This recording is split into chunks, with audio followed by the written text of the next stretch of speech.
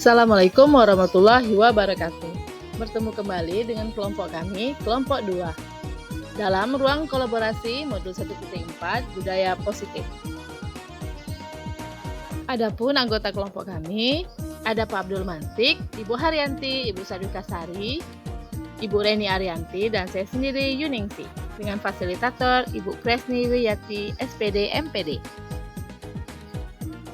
Adapun tujuan dari ruang kolaborasi ini adalah menganalisis kasus-kasus yang disediakan berdasarkan konsep-konsep inti dalam budaya positif bersama calon guru penggerak lainnya dalam komunitas praktisi.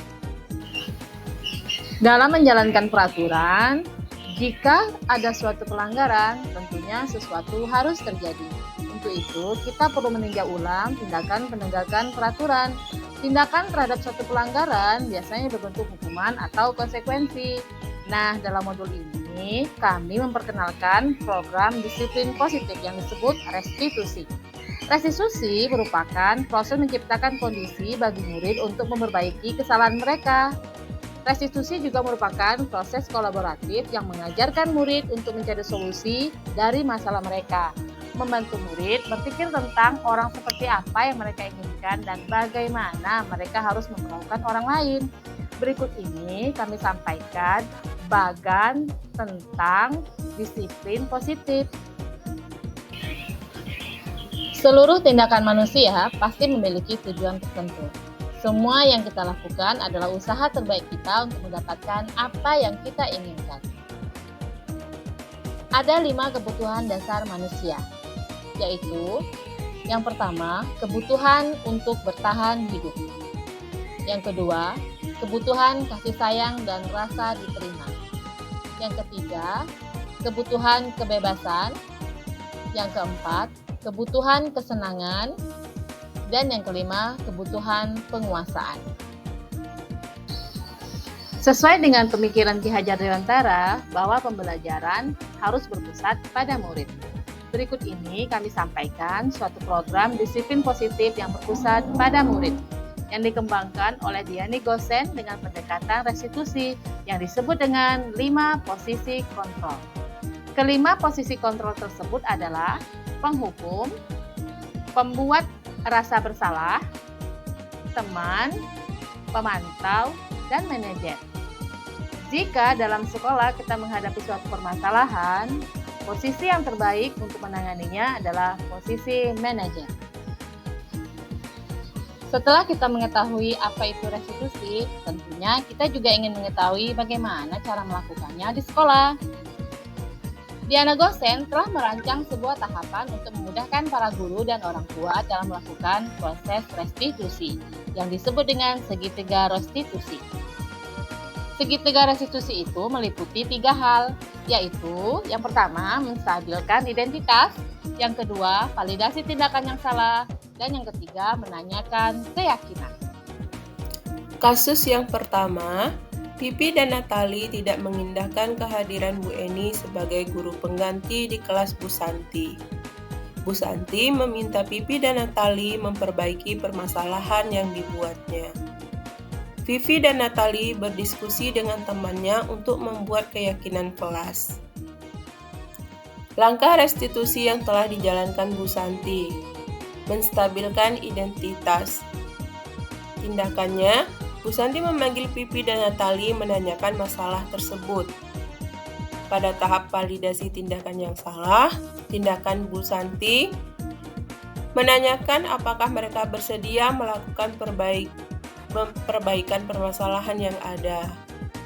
Pada tahapan menanyakan keyakinan, Bu Santi menanyakan kembali apa yang mereka bisa lakukan untuk menggantikan rasa tidak dihormati Ibu Eni. Restitusi yang diusulkan Vivi dan Natali sudah sesuai dengan pelanggaran yang mereka lakukan. Langkah-langkah restitusi yang diusulkan adalah 1. Mengadakan diskusi kelompok dengan teman-teman sekelasnya dengan tema penerapan keyakinan kelas, terutama tentang sikap saling menghormati dan bagaimana penerapannya di kehidupan sehari-hari di sekolah. Yang kedua, mengirim email kepada Ibu Eni tentang gagasan mereka tersebut. Mereka memberitahu Bu Eni bahwa mereka telah memberitahu kepala sekolah, Pak Hasan, bila lain waktu ada ketiadaan guru, maka mereka mengusulkan Bu Eni sebagai guru pengganti. Posisi kontrol yang Bu Eni ambil dalam kasus ini adalah sebagai teman. Bu Eni masih berusaha bersikap ramah yang ditunjukkan dengan Bu Eni mengatakan, "Ayolah, tugasnya dikerjakan. Nanti Ibu ditegur kepala sekolah kalau kalian tidak mengerjakan tugas.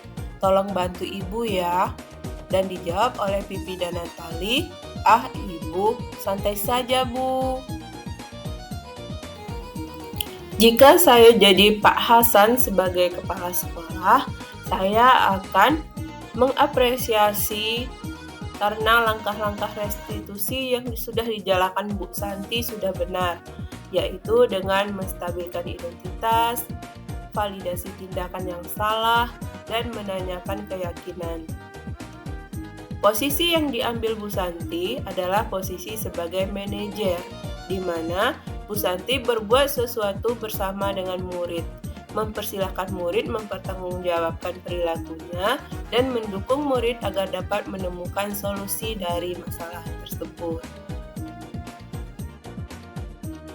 Selanjutnya, kasus yang kedua. Sabrina salah memakai sepatu. Dia dihukum Pak Lukman karena melanggar peraturan sekolah, dan permintaan maaf Sabrina pun tidak diterima oleh Pak Lukman, sehingga Sabrina dihukum dengan tidak menggunakan sepatu seharian di sekolah. Sabrina pun merasa malu dan berdiam diri di kelas. Sikap yang diambil oleh Bapak Lukman adalah posisi penghukum, yang ditunjukkan dengan tindakan Pak Lukman mengatakan, "Ya sudah, kamu sudah melanggar peraturan." Pak Lukman tidak menerima permintaan maaf dari Sabrina yang ditunjukkan dengan kata-kata, "Tidak, kamu telah melanggar peraturan sekolah." Bila Bapak Lukman mengambil posisi seorang manajer, maka yang akan dikatakannya adalah, yang pertama, "Apa rencana kamu untuk memperbaiki hal ini?" 2. "Apakah kamu meyakini hal tersebut? Kalau kamu meyakininya, apakah kamu bisa memperbaikinya?" 3. "Kalau kamu memperbaikinya, kira-kira hal tersebut akan menggambarkan kamu seperti apa?" Jika saya sebagai kepala sekolah, nilai kebajikan yang dituju oleh peraturan harus sepatu berwarna hitam adalah keseragaman dan kedisiplinan. Sikap saya terhadap Pak Lukman, memanggilnya secara pribadi dan menyampaikan bahwa langkah yang diambil Pak Lukman itu salah. Seharusnya Pak Lukman jangan mengambil posisi penghukum, tetapi Pak Lukman harus mengambil posisi manajer, sehingga murid tidak marah, tidak mendendam, dan tidak agresif. Selanjutnya, kasus 3. Fajar bersikap acuh pada saat pelajaran bahasa Inggris. Nilai pelajaran bahasa Inggris Fajar tidak terlalu baik. Fajar tidak mengindahkan setiap nasihat yang diberikan Bu Dani. Posisi kontrol yang diambil Bu Dani adalah penghukum. Kebutuhan yang diperlukan Fajar adalah kasih sayang dan rasa diterima. Jika Ibu Dani berperan sebagai pemantau, yang dikatakannya adalah, "Apa yang telah kamu lakukan? Jika kamu tidak memperhatikan, apa konsekuensinya?" Jika saya kepala sekolah, maka saya memanggil Fajar, wali kelas dan orang tua Fajar terkait dengan sikapnya. Kemudian memanggil Ibu Dani secara pribadi dan menyampaikan bahwa langkah yang diambil itu salah. Seharusnya jangan mengambil posisi penghukum, tetapi Bu Dani harus mengambil posisi pemantau dan manajer, sehingga murid tidak marah dan tidak menyimpan dendam. Selanjutnya kasus 4. Anto dan Dino bertengkar di lapangan basket.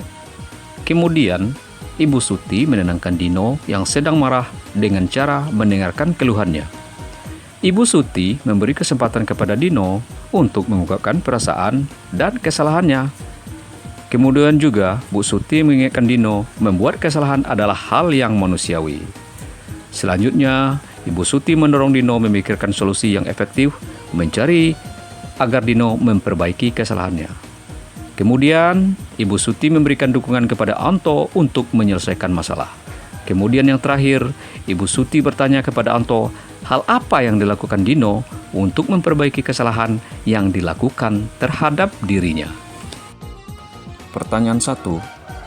Posisi kontrol apa yang telah dipraktikkan oleh Kepala Sekolah Ibu Suti? Hal-hal apa saja yang dilakukannya sehingga Anda berkesimpulan demikian? Posisi kontrol yang diambil Kepala Sekolah adalah manajer, karena Kepala Sekolah berbuat sesuatu bersama murid, yaitu menstabilkan identitas dengan berkata bahwa membuat kesalahan adalah hal yang manusiawi. Selain itu, Kepala Sekolah mengajak Dino untuk memikirkan cara yang lebih efektif untuk memperbaiki kesalahannya.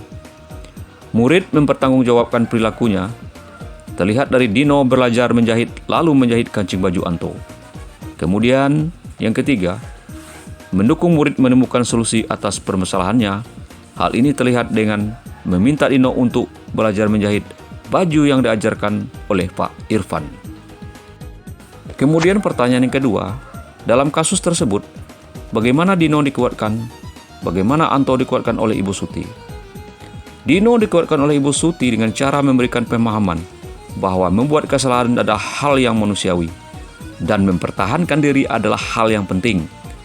Kemudian memberikan penguatan kepada Dino untuk memperbaiki kembali kancing baju Anto. Kemudian, Anto dikuatkan dengan cara memberikan kesempatan kepada Anto agar Dino memperbaiki kesalahannya.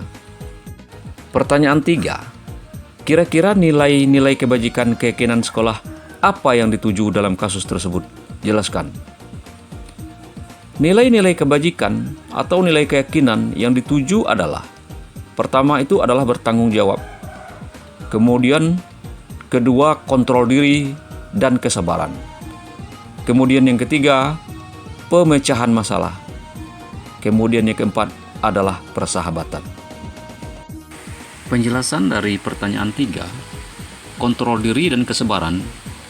Dino berusaha sabar dan menenangkan diri ketika ditanya oleh Ibu Suti, padahal posisi Dino sedang berada dalam puncak emosi.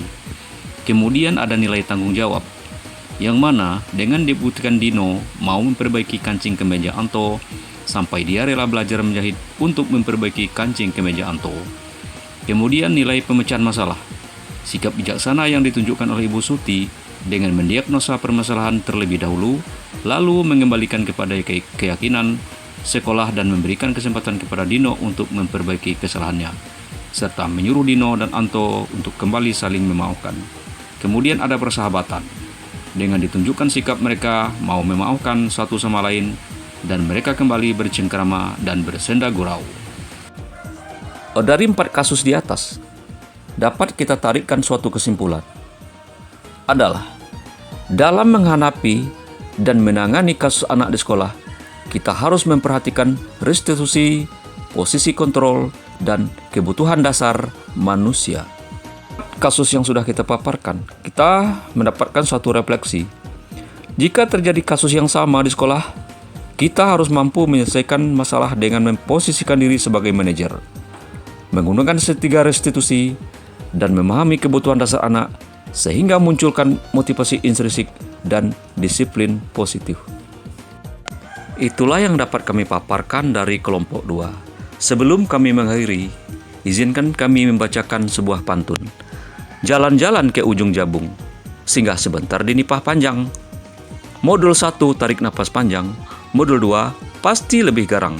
Terima kasih, salam guru penggerak.